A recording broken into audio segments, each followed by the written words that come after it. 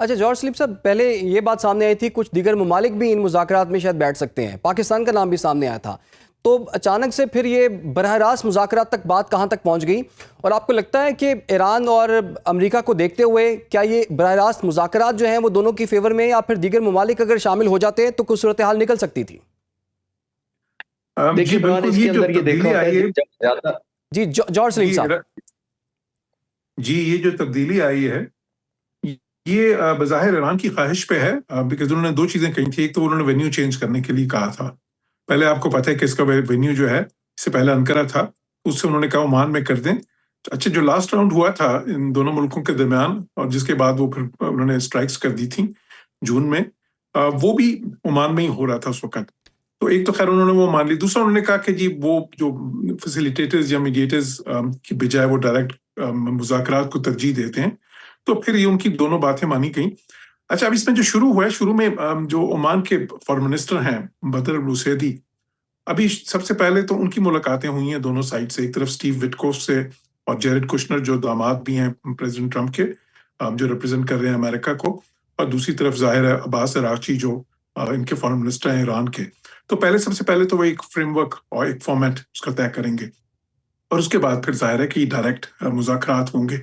अब इसमें देखें बड़ा, क्योंकि इसलिए ज़रूरी इसलिए था कि जो पहले उसके शुरू में जो फॉरेन मिनिस्टर कर रहे हैं ओमान के, क्योंकि बहुत ज़्यादा फ़र्क है दोनों साइड्स में, इवन बेसिक फ्रेमवर्क के ऊपर भी कि बात होनी क्या है।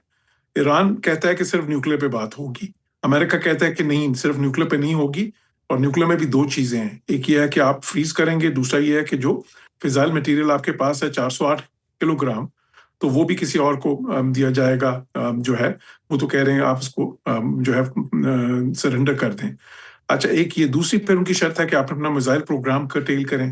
तीसरी अमेरिका कहता है कि आप ये एश्योरेंस दें कि आप जो आपकी प्रॉक्सी ऑर्गेनाइजेशंस हैं जिस तरह हमास है, हिजबुल्ला है और हौतीस हैं, तो उनको आप सपोर्ट नहीं करेंगे।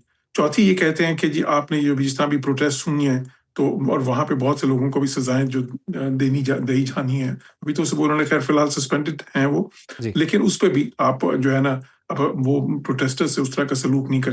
तो ये इन चीजों को ईरान मानता नहीं है, तो अभी बेसिक फ्रेमवर्क भी उस तरह से तय नहीं हुआ। लेकिन इस जो है ये बात चिश्ती साहब ने सही कही कि ये जो है under the shadow of war ये टॉक्स हो रही हैं। ऑल्दो के ईरान ने कहा था कि वो under the shadow of war talks नहीं करेंगे, वो थ्रेट्स के उसमें नहीं करेंगे, लेकिन उनको करनी पड़ रही है इसलिए कि ईरान की सिचुएशन इस वक्त बहुत कमजोर है। ईरान शायद इससे ज्यादा, जो ईरानी रजीम है वो 79 रेवोल्यूशन के बाद इससे ज्यादा कमजोर पोजीशन में नहीं था, इकोनॉमिकली और पॉलिटिकली, और फिर एक्सटर्नली भी उनके जो है उनकी सारी जो वो ऑर्गेनाइजेशन जिनको वो सपोर्ट करते थे, और जो उनका फर्स्ट लाइन ऑफ डिफेंस थी एक किस्म का कि अगर उन पर कोई भी अटैक हो तो पहले वो रिटेलिएट करेंगे, वो भी इस वक्त उनको भी खासी हद तक उन्होंने इनफेक्टिव कर दिया है। तो इस सिचुएशन में ये मुज़ाकरात हो रहे हैं और अमेरिकन का बिल्कुल क्लियर थ्रेट है कि अगर ये मुज़ाकरात कामयाब नहीं होते तो जाहिर है उन्होंने अपने सारे मिलिट्री एसेट्स, और ऑलरेडी भी उनके देखें 18-19 बेसिस हैं, 19 के करीब बेसिस हैं इस रीजन में, पर उससे भी ज्यादा उन्होंने बाहर से अपने एयरक्राफ्ट कैरियर भी, जो यूएसएस अब्राहम लिंकन है और बहुत सी और जो सी वेसल्स हैं, नेवल वेसल्स, और उसके अलावा वो जहाज भी मंगवा लिए हैं।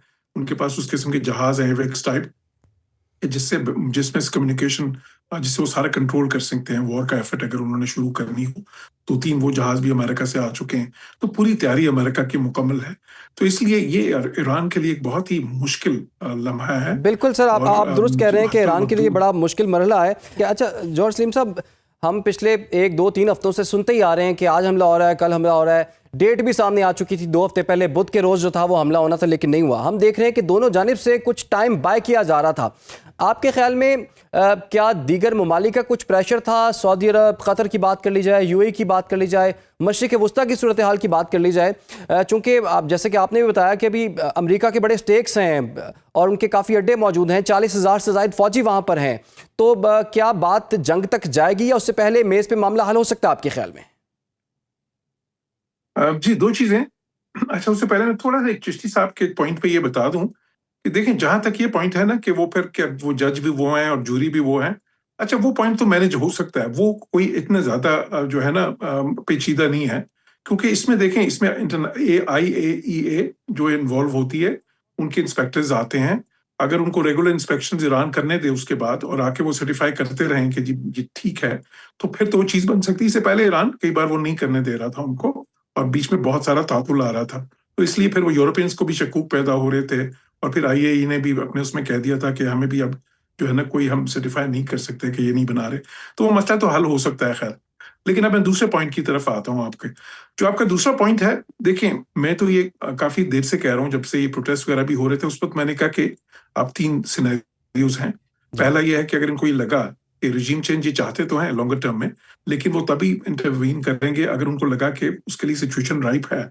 अगर उनको लगा कि सिचुएशन राइप है तो अभी कर देंगे इंटरवीन, लेकिन क्योंकि वो प्रोटेस्ट दब गए, उनको पे काबू पा लिया गया, तो वो फिर उन्होंने नहीं किया। दूसरा मैंने जी ये कहा था कि अगर ये नहीं किया इन्होंने इंटरवीन अभी, तो ये बहुत ज्यादा स्क्वीज करेंगे ईरान पे, इतना ज्यादा प्रेशर डालेंगे मिलिट्री कि वो निगोशिएशंस की मेज पे आए और ठीक उनकी बात मान के न्यूक्लियर से और बाकी चीजों से विड्रॉ हो जाए। और अगर वो नहीं किया उन्होंने, ईरान उस पर नहीं आया और या उन चीजों पे बिल्कुल नहीं बिल्कुल माना,